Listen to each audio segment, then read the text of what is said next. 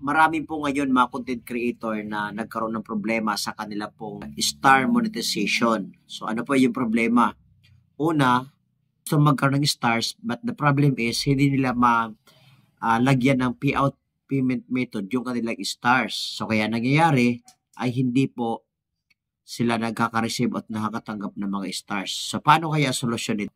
Una sa lahat, kailangan maging aware tayo sa mga pagpo-post natin.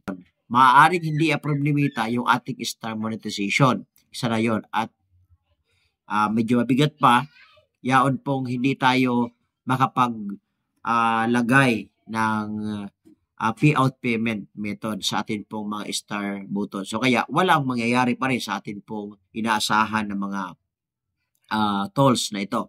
So anong dapat natin gawin? So kung maka-encounter tayo ng ganito, una sa lahat ang ating gawin, i-appeal po natin sa Meta service. Bakit? Kasi yun lang ang solusyon at wala nang iba. At maging maingat po tayo sa pag-share o pagpo-post ng mga hindi natin content. Kasi kapag sa panahon na magkamali po tayo, minsan ang dahilan po kung bakit hindi po tayo makapaglagay ng payout payment dahil meron tayong restriction. So kaya para po maiwasan yung mga ganitong klaseng problema sa atin pong Facebook, no? So wag na wag tayo magkakamali sa atin pong mga ginagawa sa ating mga Facebook.